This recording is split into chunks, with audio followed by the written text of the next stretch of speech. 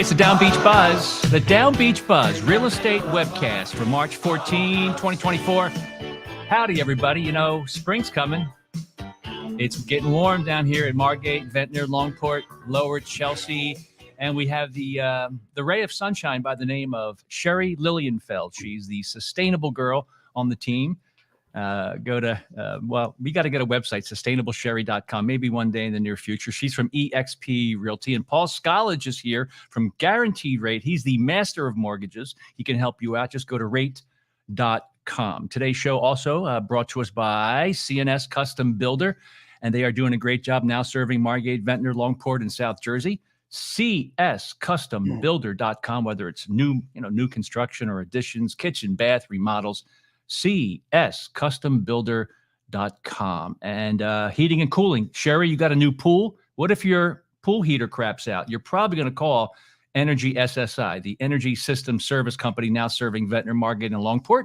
Emergency service, home heating and pool heaters, water heaters, air conditioning. You can schedule online. Energy SSI, they can help you out. And don't forget about Fantasia. Demolition, trash hauling, cleanouts, and property management. And Pickle Juice, my favorite place of all time. Court rentals, open play, leagues, and clinics. Maybe someday Sherry will take some lessons at Pickle Juice Pickleball Club. And right there at Ventnor Plaza. And just go to picklejuiceusa.com. All right, guys. So today we'll get to Paul. And it's a really bumpy ride. What the heck is going on with the inflation? Inflation is tough to tamp down with some of these mortgage moves. The Board of Realtors over in Ocean City, Sherry went to a meeting. She has some big news out of that meeting. Short-term rentals, got some updates there. And do you know that Airbnb is finally banning security cameras inside short-term rentals? What about the other short-term rentals? Are they planting cameras in these houses? Are you familiar with is that answer yes or no? Margate's worksite cleanliness update. The honey badger, the bulldog, the pit bull, Sherry got the city of Margate to at least pass a resolution, increasing the awareness of dirty work sites. And this weird thing that you're going to hear more of, the ADUs, affordable housing, it's connected. These are accessory dwelling units, and they're going to kind of affect the ability to create affordable housing. That's what Governor Phil Murphy says as he's trying to get more people to be housed.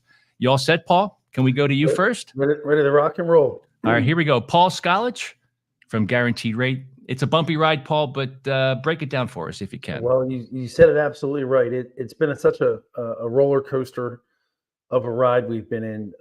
We've had some really good opportunity with rates at the end of December of last year.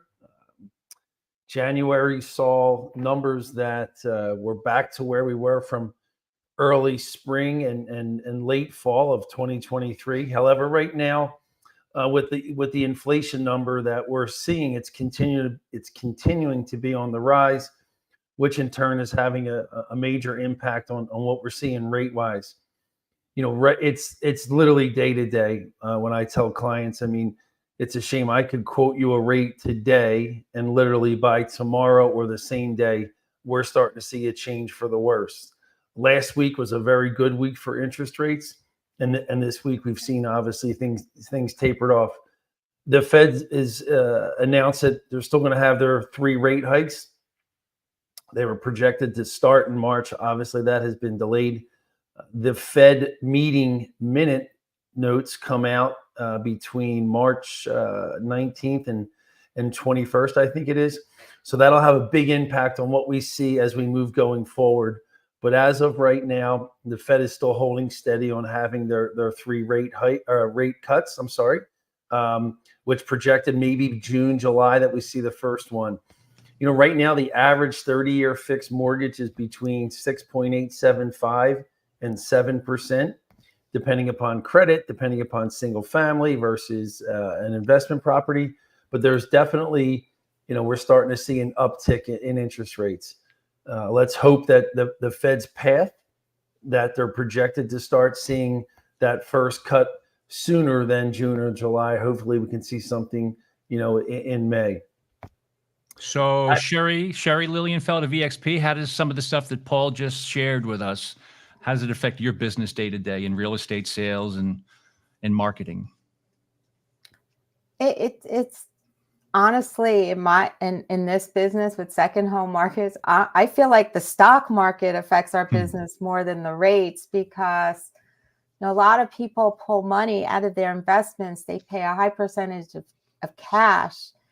And I feel like when they're pulling that money out is, or how the stock market's going up and down more affects it. It's not really the rate. And we talked about this before, like second home buyers, they put a lot more money down. They get money from other sources. They get it from their primary home or their investments. So I don't really see the effect here. What the issue is the inventory of homes, or I say properties, that are less than 3 million. That would be really great for this market, because there's still buyers out there in the 1 to 2 million price range who are waiting for good opportunities.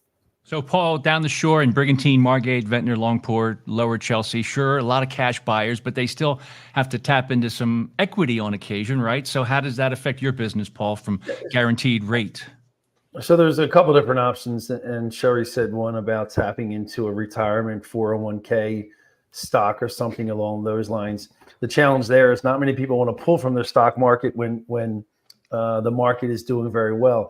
You have two other options that we look at. We look at what's called a cash out refinance on their primary residence. The problem when you do that, if you have a current mortgage, which typically most people have a mortgage, the interest rate on their current mortgage is probably low. They probably refinanced during the COVID timeframe. Some people probably have seen rates as low as 3%. So when you do a cash out refinance on your primary residence, you impact that first rate that you currently have. Very few people want to go that direction. So you have the opportunity to do a home equity line of credit, a home equity loan, so that you're definitely starting to see an uptick of these types of loans. People want to borrow against the equity in their house to turn around and take all of that equity and buy cash down at the shore, or close to being able to buy cash and get a small mortgage. I would just say this, I've said it a lot, and especially for first-time home buyers. This market right now, most people tell me they just want to wait for the rate to get lower, right? They want to see the rates get better, and that's great. However, you and everybody else is in the same boat. If you have an opportunity right now to buy something, and yes, the payment might be a little bit higher than you want, it's a short-term payment. You are absolutely going to refinance out of that product down the road. Is it 12 months? Is it 14 months? Heck, it could be 24 months, right? But it's still better to buy now with less competition versus April, May, June, July, when everybody else is on the sideline waiting to get in that time frame. So if you find something you like, please don't be afraid to buy it with an interest rate that's 0.5% or 0.75% higher than what we're going to see as we move forward. And, it's not just about interest rates. It's about the damn prices of homes. And Sherry Lilienfeld went to a Board of Realtors meeting in Ocean City a few weeks ago. And I don't want to put words in her mouth, but she claims that it was a very interesting meeting. Sherry, tell us about this Board of Realtors meeting in Ocean City that you attended a few weeks back, if you can. Yeah, so just to say, most realtors in this area, the Down Beach area, are members of the Atlantic County Board of Realtors, as I am. I'm a member of Atlantic County Board of Realtors, but I'm also a member of the Ocean City Board of Realtors, and Ocean City has its own board. And I find I get a lot of really good information from there. So of course I attend meetings from both. The meeting was in regards to these big lawsuits that a lot of people have been seeing with the National Association of Realtors. The short abbreviation for that is NAR. So the big lawsuit with NAR, some of the big real estate brokerages. I'm so happy EXP is not part of that, but all the lawsuits in total were $1.8 billion. And it's really shaking up the industry. And also from the National Association of Realtors standpoint, there's been a lot of resignations and people leaving. There's just a big shakeup in the industry. So a lot of you have been seeing this whole thing about buyer's agency and what's going to happen. So basically what came out of my Ocean City Board of Realtors meeting was talking about dual agency. And we spoke about this before. That's when the same agent will represent the buyer and seller. And, you know, I'm not comfortable with dual agency. Again, if you went to an attorney, you wouldn't have an attorney represent you, the plaintiff and the defendant. It just doesn't make any sense. Right. So anyway, so they talked about dual agency. And then they also discussed disclosures and what's going to happen. So basically what they said from the meeting is they're redoing on the statewide level from New Jersey Real Estate Commission. They're rewriting our buyer's agency agreements for New Jersey. We already have one, but they're making it much more detailed. They recommended that we start now, whenever we take buyers out, signing a buyer's agency agreement. But buyers, you need to know what this agreement also says is it's like a listing agreement, but it's on the other side. You are agreeing to stay with this agent, and you are also agreeing to pay the agent if the seller is not offering a commission. So that's what buyer agency is. Some states do it all the time already. Have been doing it for years. Like Virginia, for example, it's not too far from here, but yeah, a lot of states have been doing it. So buyers expect to see your agents putting a buyer's agency agreement in front of you. And this is going to be standard. The other thing, which I thought, well, there are a lot of moans in the room when this came out. They said, one of the things the commissioners were talking about was the commission was talking about was that there's going to be separate agencies for listings and separate agencies for buyer's agents. So like right now, you know, you're signing this dual agency agreement. Well, they're looking at maybe just getting rid of that because there's so many problems that can come from it.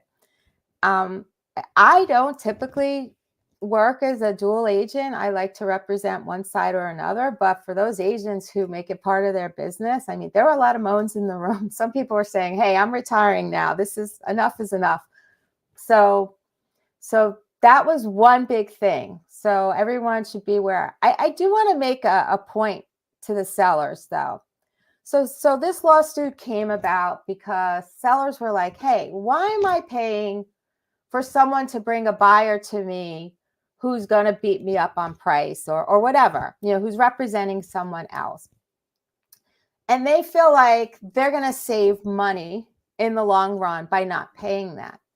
But the reality is, if a buyer has to pay that fee instead of the seller paying it, they are going to pay less of a sale price. So you are going to see a reduction in sale price. It all is the same. It all comes out in the wash, as they say. So if you feel like a seller, oh, great, I don't have to pay this buyer's agency fee, expect lower offering prices on your property. And Paul, this is one thing I want to ask you is, especially for first-time buyers or people that have very little down money. Again, it's not so much of a problem here, but there has to be a change in the mortgage industry if buyers have to pay these fees on top of their closing costs, down costs. And we talked about the change in the mortgage industry. I'd love to hear what you have to say about how the talk on your side of the table.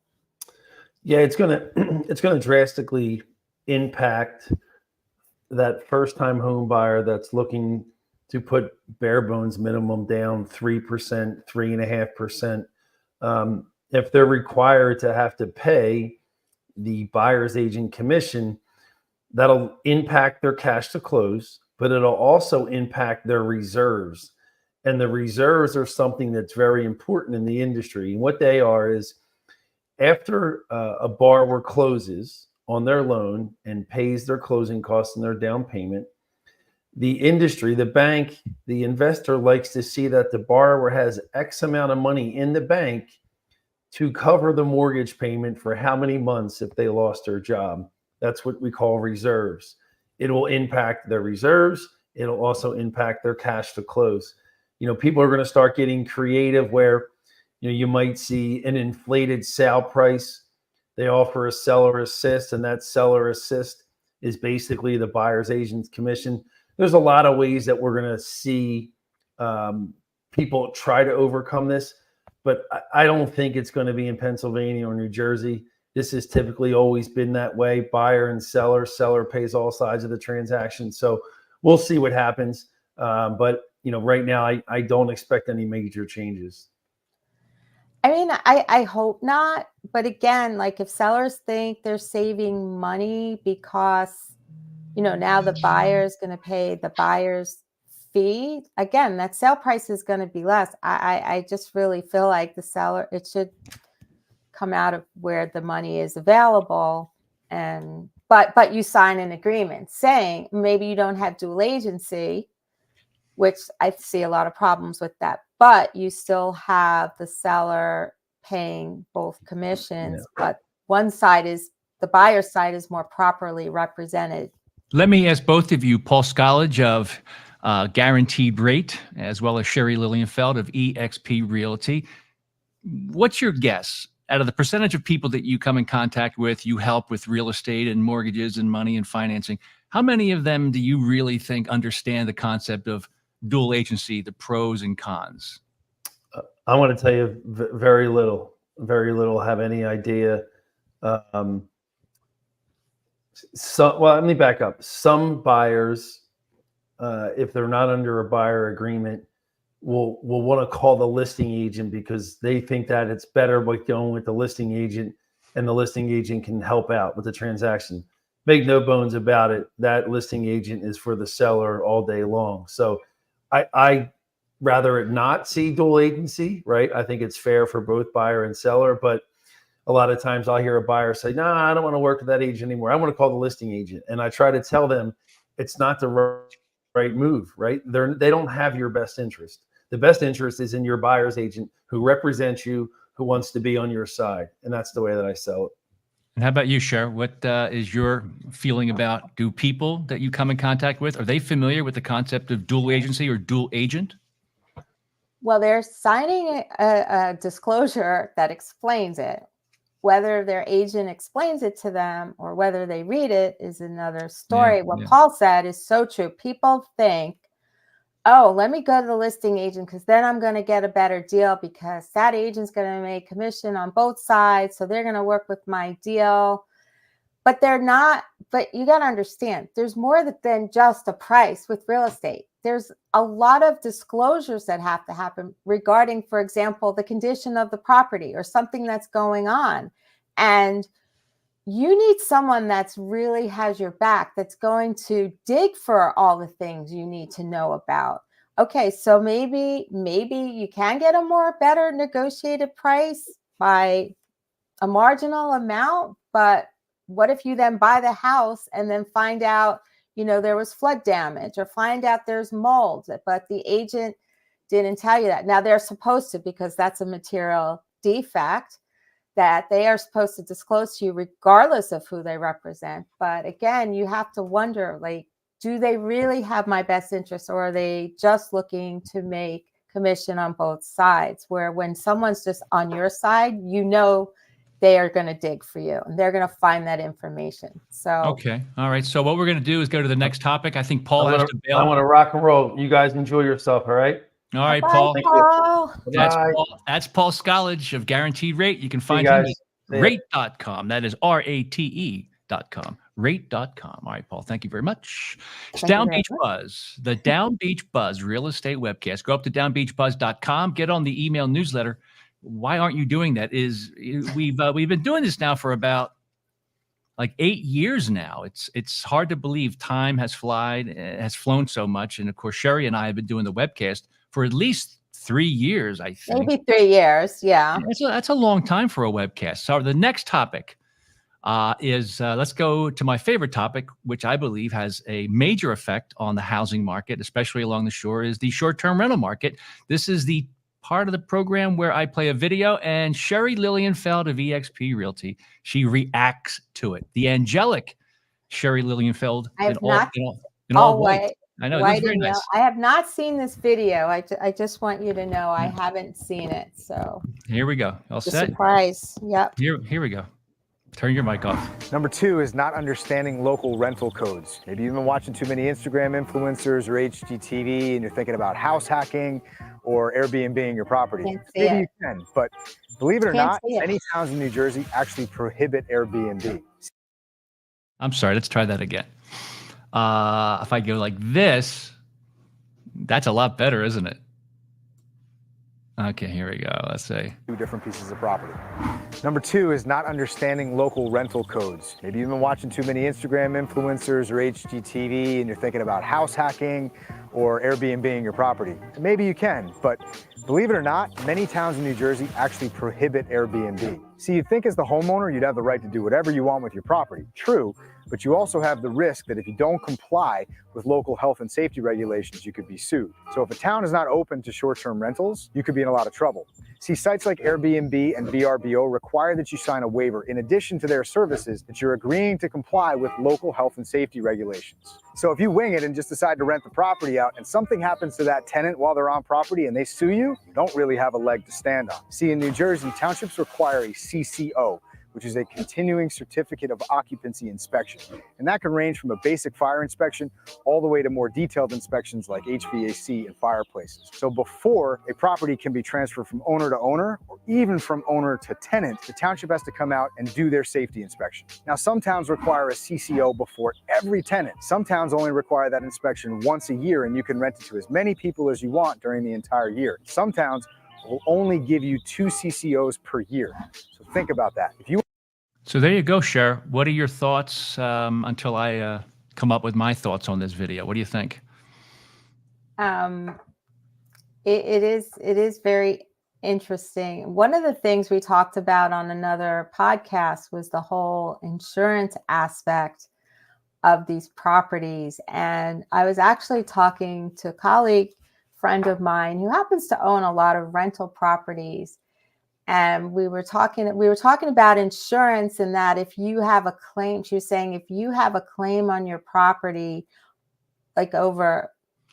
she said you shouldn't file claims on your properties unless it's like a lot of money, like over $20,000, because once you file the claim, you become uninsurable for all of your properties. You know, like you kind of get flagged. Is that why it's better to have separate LLCs for each property? Would that help? Probably, yeah, maybe, unless I don't know how the insurance company works. But it's something to consider, yeah. The insurance is something really to think about, and because insurance is so high now and it keeps on climbing, you know, a lot of these landlords aren't properly insured for short-term rental. Short-term rental insurance rates are a lot higher because there's a lot more risk. So, and the same thing is if you have to call Pulse College for some money, some financing, you know, it's a lot more. It's a bit more expensive than if you were getting it as a secondary or a primary residence, right? Yeah, because again, it's higher risk. You're more likely to walk away from an investment property than a property that you own and use for yourself. So yeah, I think a lot about the insurance and how people think that they're helping themselves by, you know, going for the lower rates. And we talked about this also, like Sea City, Ocean City, Avalon. They have traditionally been short-term rental towns where they rent weekly. That's considered short-term rental. They have systems set up. I know when I owned property in Sea City, we would get 1 certificate of occupancy a year, and that would cover all the weekly rentals. Yeah, and in Ventnor, I think you get a mercantile license. So you get a mercantile license. It's a higher certificate of occupancy, but it covers you for the year. But these laws can change. Like if you buy a property and thinking, hey, it's just I'm going to make the money and continue making the money, it could change on a dime. And just because you have a mercantile license, it doesn't mean that the city took a look and to see if you were properly insured, right? I'm not sure about the mercantile license. I know now with certificate of occupancies for summer rentals, you have to show, well, they look for your insurance that you have the right liability coverage, but I'm not sure they're really looking at it for all the intricacies of the correct details that an insurance person could see. But they look for your minimum liability coverage. But of course, that's for a personal property, not a commercial business operating within a residential neighborhood. That's for a personal property that you're renting out either yearly or for summer rental, but not this Airbnb Daily. thing. Yeah, not daily. Right, like monthly. Yeah, so let's do a quick recap. Margate supposedly has a 7-night rental minimum, but some people have told me off the record they don't think it's enforced properly. Okay, so that's number one. Number two, Ventnor has a 3-night minimum, which is really not enough. And that recommendation came from Mayor Lance Landgraf, who is also a consultant to Brigantine, which only has a 2-night minimum. And of course, Mr. Lance Landgraf works in charge of the CRDA, controls the tourism district in Atlantic City, which has somewhere in the over 1,000 Airbnbs or short-term rentals, which I don't think have any oversight or any enforcement. I guess what I'm saying here is there's an awful lot of inventory floating around. Some of it's properly managed, some of it's properly maintained insurance-wise. And with all this inventory that people can just quickly hit a button and rent a place for the night with really no vetting, Sherry. I mean, it's amazing how people will trust going to a property, a rental, without having a human being like yourself or a real estate agent vetting this whole transaction. It's nuts. Well, one of the things they do get on these sites are reviews. They'll check the reviews and people say, hey, this place was run down or the toilets didn't flush, whatever. They will see that on the review. That is the vetting. It's a different kind of vetting. It's not coming from the city officials, but it's coming from other users. It's something. Look, enforcement is a huge issue in a lot of things, even, so many things. That's always the issue. How many people do you hire for enforcement? And it's usually where cities, fall short. It's not just our cities. It takes a lot of manpower for enforcement. So I can tell you that at a recent Brigantine City Council meeting, they did announce that they had 2 budgeted numbers to hire people to do code enforcement. Allegedly or supposedly, some of that effort would go towards short-term rentals, but they have not announced anything yet because they claim there's something in executive session. Mayor Sarah and the Brigantine City Council didn't want to announce anything in regards to enforcement of short-term rentals in Brigantine. I think it's because they're dealing with litigation from residents who are saying, wait a second, I bought into a quiet neighborhood for close to $2 million. And you're telling me that you're going to spot zone the 2 houses next to me into party houses that don't need parking, and you don't really have anybody keeping an eye on this stuff? I'm telling you right now, even if you're not involved with Airbnb, you got to keep an eye out on your neighbors and other people who are changing your neighborhood. Because I think at the end of the day, and Lance Landgraf, the mayor of Ventnor, said it best. He said it best at a council meeting or at a commissioner's meeting. He says, these are commercial businesses operating in a residential neighborhood. That should be the headline. They are. They're hotels. They're hotels, which is commercial in residential neighborhoods. That's now there's correct. So let's go to the next step, which sounds like a conspiracy theory here. It sounds totally not possible. But in today's day and age, Sherry Lilienfeld, anything is possible, right? Anything. Okay. So it's the DownbeachBUZZ Real Estate Webcast with Sherry Lilienfeld of eXp Realty and Paul Skolage of Guaranteed Rate. Reach them at rate.com. And our new intern, we want to thank, because Zach took some time off. John Jurgatis is doing a great job with our interning and our production. Thanks, John. I appreciate that. The next step here is all this inventory share. Our Governor Murphy has been pushing hard for years something called this Mount Laurel doctrine, where you, as a municipality, you can build, but a percentage of your new build have to be affordable housing.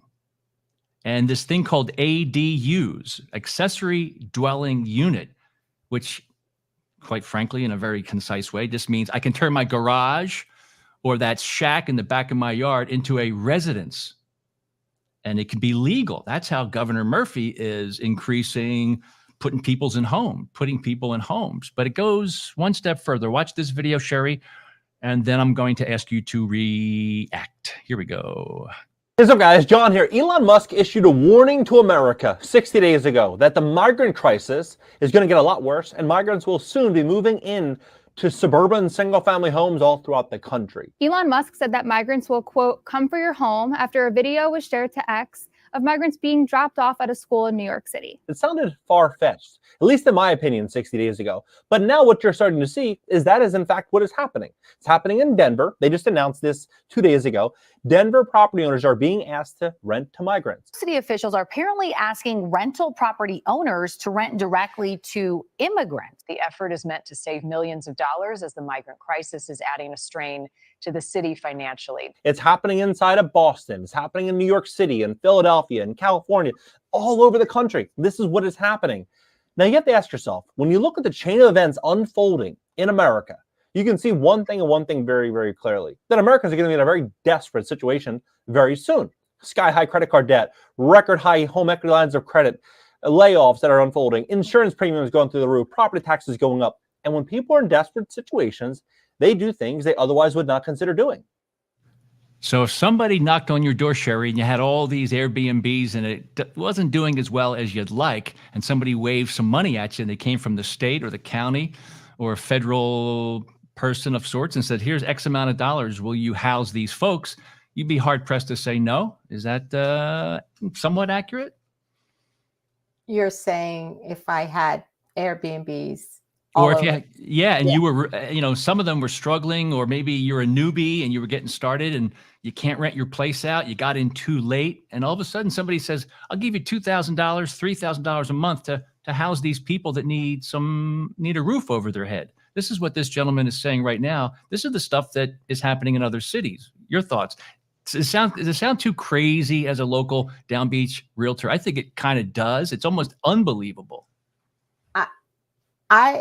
I just remember, and I think they still do this, like they take the people out of prisons and they pay for them to rent in Atlantic City in the rooming houses, and the rooming house owners like that because they were getting regular paychecks. But what it meant was all these people coming out of prison were being dumped into Atlantic City. I don't know if it's still going on, because I used to I had a client that owned a lot of rooming houses that I'm not working with anymore, but it's a similar kind of thing. Like, the money is good. Yes, you're right. Like, the money's good. I could definitely see people who are struggling. Insurance rates are going through the roof. Taxes keep going up. They're struggling with their investments. Yeah, they're gonna take it. I could definitely see that happening. Yeah. So you heard me say these three words: accessory dwelling unit, the ADU. Were you kind of shocked to hear that Governor Murphy just a few days ago at his fiscal year address, he talked about a way of getting affordable housing everywhere? And it's this thing called ADUs. In addition, Mayor Sarah of Brigantine talked about this recently. He knows that by the year 2025, next year, all municipalities throughout the state of New Jersey have to have a plan in place and filed with the state saying, here's how we're going to deal with affordable housing. And let's play a little bit of the clip from February 27, Governor Murphy talking about his game plan for affordable housing, whether you like it or not. Here we go. No, I don't think I'm going to find it. I'm probably not going to find it. Anyway, share your thoughts. So I had heard about this. Now, keep in mind, because I do commercial real estate as well, I see I see the benefit of this when you're developing an apartment complex with 50, 100, 200 plus units. And they say, hey, you know, when you develop this, a certain percentage of your units should be affordable. And this happens when you have those big apartment buildings in urban areas that have a very mixed socioeconomic population. But to take this and say every single municipality needs to start doing this, look, I see everyone should have opportunity to live wherever, but we don't have the land. Like we don't have the land. Like there is no land. Like where are we going to start doing this percentage? Let's start playing the clip. I found it, and then you can react to Governor Murphy's speech. Here we go. Increasing the supply of affordable housing in New Jersey. And these investments are paying off. Last year, this is remarkable, for instance, New Jersey permitted more new housing units than the state of New York for the first time ever. And they have 10 million more residents than we do. But we need to keep building because New Jersey is popular and the demand for housing continues to way outpace supply. And I want to thank the members of our legislature who are working with great intensity and determination to pass legislation that will accelerate the process for building new affordable housing units. In fact, in anticipation of that legislation, our budget will increase funding for the construction of new affordable housing units all across New Jersey. To give you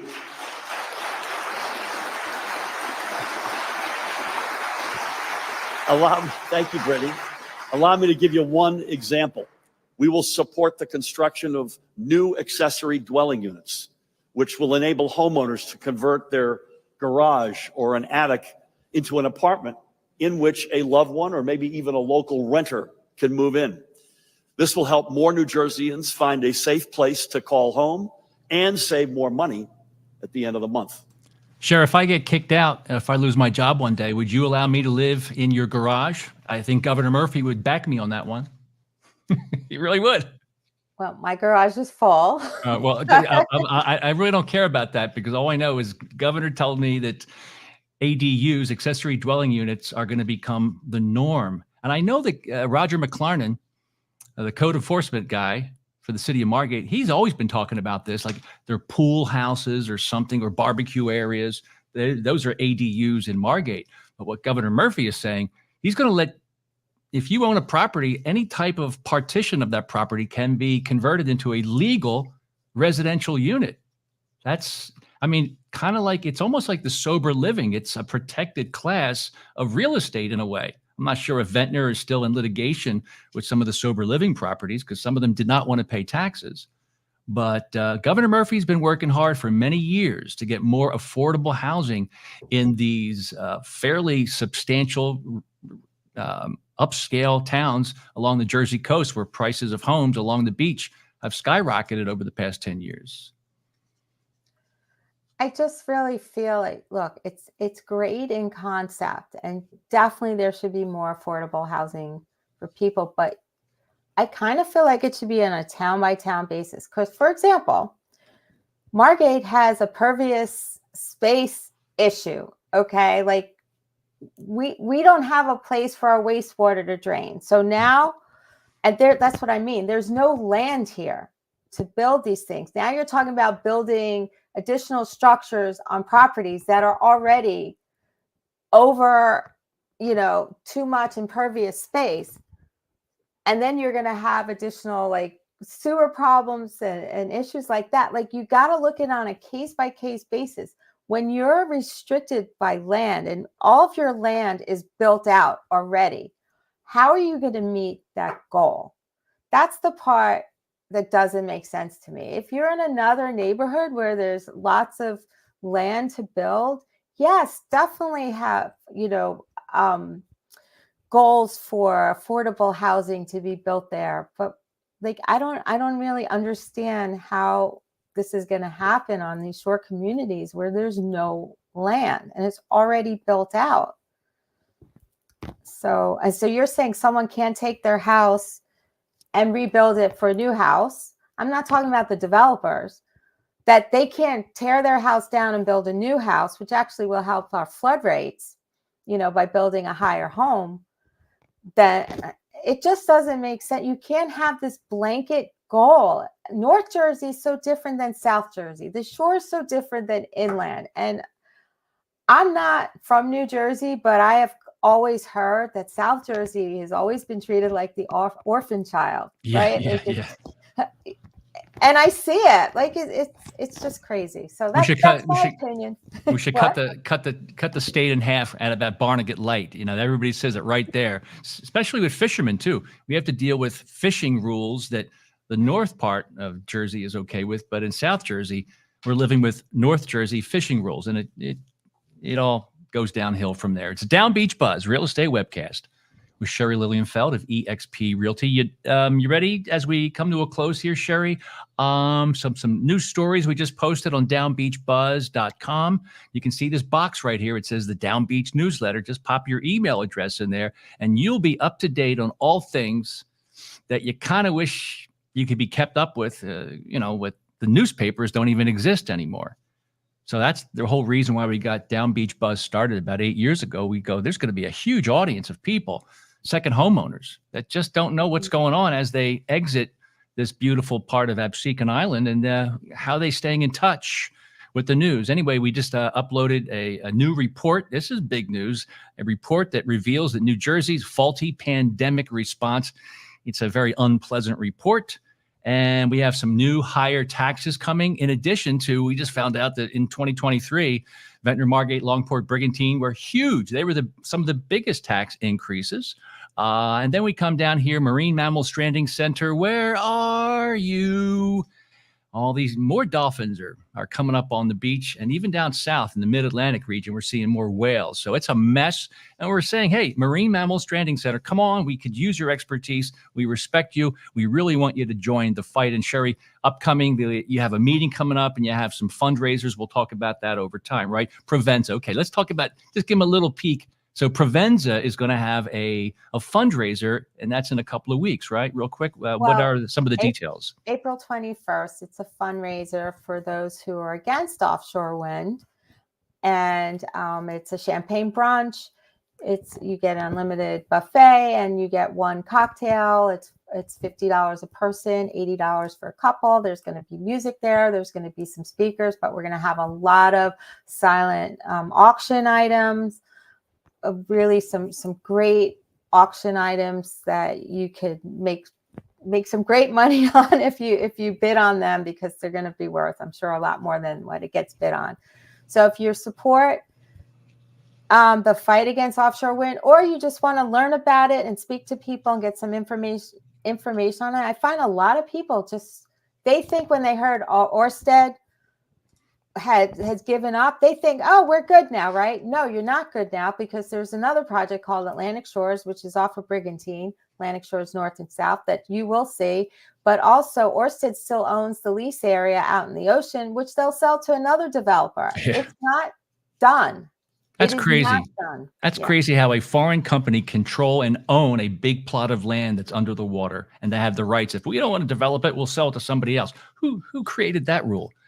No comment. And before it gets too late here, here's the final story of the day. Airbnb bans indoor security cameras for short-term rentals. In a significant policy update, Airbnb will soon ban indoor security cameras within their short-term rental properties. This new rule takes effect on April 30, 2024. And following numerous reports of hidden cameras, Airbnb has made an official policy update to address growing privacy concerns. Despite a rarity of such occurrences, the short-term rental company says this policy revision underscores its commitment to safeguarding guests' privacy. And people get kind of freaked out. You can have cameras outside, but the camera can't be pointed at the hot tub. It's just creepy to think that there are people moving in and out of a house right next door to you, and there's nobody locally keeping an eye on it. Like in Brigantine, Mayor Sarah really dropped the ball on this one. He allows the primary contact of that Brigantine short-term rental to not even live in the area. Anywhere in Atlantic County is fine. So who do you call? At least Mayor Lance Landgraf of Ventnor was smart enough to say, All right, the contact person must live in Ventnor. When you have third-party people, third-party managers of these short-term rental businesses, you're dead if you live next door. Who are you going to call? Who are you going to call? So Ghostbusters. that's right. And just be careful, everybody. Inflated home prices, real estate insurance, possible legal issues. You cannot have a commercial property operate within a residential neighborhood. That's what Lance Landgraf says. He knows about this stuff, but for some reason, nobody seems to care that much in the Down Beach area.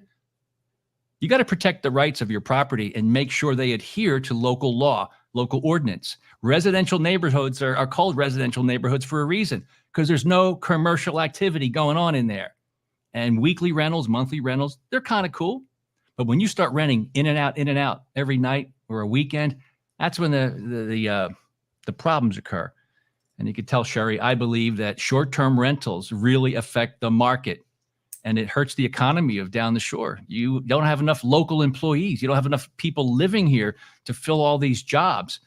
Even though short-term rentals give you a nice boost in the summertime, it kills the off-season. It kills the off-season. Did you see this, Cher? Longport. So the new census numbers are coming out. Every 10 years, they count how many people are in a town. In 2012, Longport had 979 people. It's down 21% now that we're 10 years past. The 2022 population of Longport is now down to 776. Brigantine used to have 9,600 people 10 years ago. Now it's down to 7,700, down 19%. These towns are all going the way of what? Sea Isle City, which is awesome in the summer months, but you don't want to live there in the off season. You're going to lose more full-time businesses. You're losing banks, you're losing doctors down here, you're losing gas stations. You're going to lose your schools. You're going to lose your schools, or Governor Murphy or whoever is going to force other people to take up all those extra seats. It's going to happen. It's going to happen. It's going to happen. Going to turn our schools into short-term rental. I mean, not short-term rental, affordable housing, apartment complexes. Yeah, you just have to, everybody has to, you know what the simplest thing to do is to keep up with what's going on with your leadership? Demand that they turn the cameras on so you can watch planning board meetings. You can watch council meetings, commissioner Here we meetings. go. You betcha. I'm You gonna. didn't let me talk about the last meeting, the resolution. Oh yes, but I'm leading into that. So. Oh, okay. You're proof that by getting and being respectful every time there's a meeting and having 3, 4, or 5 minutes on that public comment microphone, it works if you are respectful and you've done your homework. But I'm telling you, a lot of towns don't even allow people to watch what's going on during these meetings in real time. It's difficult. Like, for example, in Margate, you cannot listen live to a Margate planning board meeting. Oh, you can listen to it after the fact, but the vote already went down on something. The public comment already went down on something. You, as the taxpayer, for you to allow the planning board and the mayors of these towns, Ventnor, Margate, Longport, Brigantine, Atlantic City, to not provide access to these meetings through cheap, easy-to-use technology, it's really up to you to crack the whip. And Sherry will explain what she did, and she won. She got a resolution to keep these construction sites cleaner and safer, right, Sherry? Yes. So since October 19th, I have been going to every single workshop and commissioners meeting. They have the workshop first and the commissioners meeting afterwards. And I started with my proposal of an ordinance for contractors to keep their work sites clean, very minimal investment on their part. There's a tent you could put over a saw with a vacuum attachment. They can get it on Amazon for $129. So for them to say, oh, it's going to cost more money, honestly, it's going to cost them less money because they just put this thing on. It sucks all the contaminants. They have a tarp underneath. There is no cleanup. It's done. As opposed to polluting our streets, our stormwater, our air, our soil. Anyway, I proposed this and they were receptive. They listened. Scott Abbott was very vocal about it because once he researched it, yes. So that white stuff that you see, that is not snow. And Those are Scott is the city solicitor, the attorney for the city. Yeah. Yeah, the attorney for the city. I also, once I explained it to him, because Scott's a very intelligent man and he'll do his research, and he did his research and he's like, wow, this is a problem. We need to do something, and we can do something. So he stated that he was behind this ordinance. Anyway, Good. Clean Ocean Action has gotten involved. They are a nonprofit. They're a 40-year-old nonprofit who actually is responsible for stopping the dumping into our oceans many, many years ago. So they are all about clean water and legislation to enforce that. So they got involved. They have an attorney on their staff to help us rewrite this ordinance so that it's simple, direct, and enforceable, but not just for Margate, but across the state. Oh, I also want to say that Mays Landing, because we talked to other municipalities about this, they also adopted a resolution. So so what happened is Margate on March 7th did not adopt an ordinance, but what they did adopt was a resolution that basically stated everything in the ordinance except, I guess there aren't going to be the fines. It's about educating the contractors. They want to educate the contractors. They want to make them aware. They do. Jim Galantino does go to work sites and tell them, you can't be doing this. You have to clean up your mess. You got to put a tarp down. So I have definitely noticed a change around town. I am so excited. I'll drive around sites and I'm looking for those microplastics and I'm not seeing it. They really are doing a lot. So they unanimously adopted this resolution. It's resolution number 74-2024. So you were initially kind of disappointed it was only a resolution, not an ordinance, but this resolution seems to be getting the job done. So it seems like it's a win-win, right? Yeah, no, yes, it's getting the job done. They're taking it seriously. And when I asked Mayor Collins, is the intent to actually have an ordinance, or is this it? He goes, no, we do plan to have an ordinance, but we want to work with Clean Ocean Action and make sure the wording's right, because once we sign off on it, so a resolution is sort of like a letter of intent, where an ordinance is a law. Once we sign off on this as law, they want to make sure it's right coming at the gate. And I respect that. They want to get it right. They are definitely making change. I believe at the building department, they're giving out the flyers that I put together in English and Spanish, educating the contractors on what they should be doing at their work sites. So I'm seeing change, and that's what's important. Yeah, you won. You are that bulldog, that pit bull, that sustainable sherry, that honey badger that never gives up. This is proof. If you're respectful, you do your homework, and you kindly get up there on the microphone during public comment for the commissioner meetings or the planning board meetings.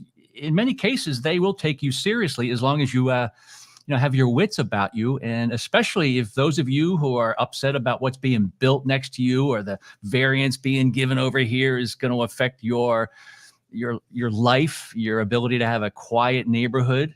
It's important to really go to these meetings. And one of the first questions you should ask is, why are you not letting us watch these meetings live online? Because Atlantic County does it. Atlantic County does a great job letting people public comment from a remote location and watch a live meeting. Atlantic City does it as well. Ventnor does it. It's crazy that Margate will not do it, and Longport is the worst of the worst. I love Nick Russo, the mayor, but every time they say you are prohibited from making a comment, that's a big middle finger to 99% of the taxpayers. So I know that eventually Mr. Russo will get it together, and Brigantine is kind of coming along a little bit. They're a bit of a mess. Ventnor does a great job with the commissioner meetings, but they fail miserably with the planning board meetings. Brigantine stinks with planning board meetings, don't allow it. Neither does Margate. Planning board meetings is where all the action is, Sherry. You hear me saying that all the time. You never know how they're going to change the zoning laws right next to you, this thing called spot zoning. You better start paying attention, everybody. You might think you got a good deal on a house, but you don't know that you just bought into a beautiful, quiet neighborhood that's about to become a mini hotel strip, because Ventnor and Brigantine and Atlantic City are ripe for it, as most other shore towns have really clamped down on unregulated, poorly managed short-term rentals. I have to say, I have learned so much going to these meetings, and I am very surprised. Look, a lot of people don't live here year round, but yeah, I'm surprised there's like hardly anyone at the meetings. And it's funny, they see me coming in, they say, oh, here's Sherry. She's going to talk about those microplastics and the contaminants again. But I can, if I can tell you why it's not that crowded, because most people don't even know what's going to be discussed. Because when they put the agendas up, they talk in code. They type these things out. You don't even know what the hell they're talking about. They talk about lots and the lot number, but why not talk about what this lot is, where it's located in the address, the actual address that lay people know. Well, the other thing is they say, oh, we're going to adopt this ordinance number, blah, blah, blah, blah, blah, but you don't know what ordinance, blah, blah, blah, blah, blah is. Yeah, so it's you like research it. And when they in the beginning of the meetings, they always say, well, we did our duty. We legally placed this notice in the Press of Atlantic City, the Philadelphia Inquirer, the Asbury Park Press, the Camden County Courier, blah, blah, blah. I'm like, our website. Who the hell reads that? Who reads that? Yeah, but it's the law. At the very least, you know what they can do, Cher? They can have an email list. Each town, Margate, Ventnor, Longport, Atlantic City, here, give us your email address. And the moment there's a public notice, you'll get notified. They don't want to do that because it's too easy. And it's too, then a lot of people will show up. Yeah. I'm telling you. And then sometimes they sneak these big votes inside the consent agenda, which are supposed to be really not that big of a deal issues. Sometimes they squeeze a big issue into the usually boring consent agenda. This is all the stuff that you learn. Yeah. The consent agenda had like 3 pages of resolutions, including my microplastics one. Like I had to like really read it to see that this was through their consent agenda, that it was approved through the consent agenda. And they literally had probably 2 or 3 pages of like resolutions and different things in that consent agenda. But I'm learning, and I literally go up to the microphone and I say to them, I'm like, look, I don't know how this stuff works. Like, what does this resolution mean versus an ordinance? Like, what does this mean? It's so crazy. They have to explain it to me. But you're a great example of you did your homework. You were respectful. You were consistent. You were a bit of a honey badger. I always like the word honey badger as opposed to pit bull. I'm a pit bull. So Sherry Lilienfeld. Persistent is my middle name. All right, so we're all done. We broke every rule. We're close to an hour, but it was so much good content, wasn't it? It was a good discussion. Even though we cut our agenda to half, we're still almost an hour. Yeah. All right, Sherry Lilienfeld of EXP Realty, Paul Scollage of Guaranteed Rate. And thank you, John Dragatis, great new intern. We had to put Zach on the sidelines for a bit. He was a little late for work. Anyway, we'll see you soon. We'll see you soon on DownbeachBUZZ.com.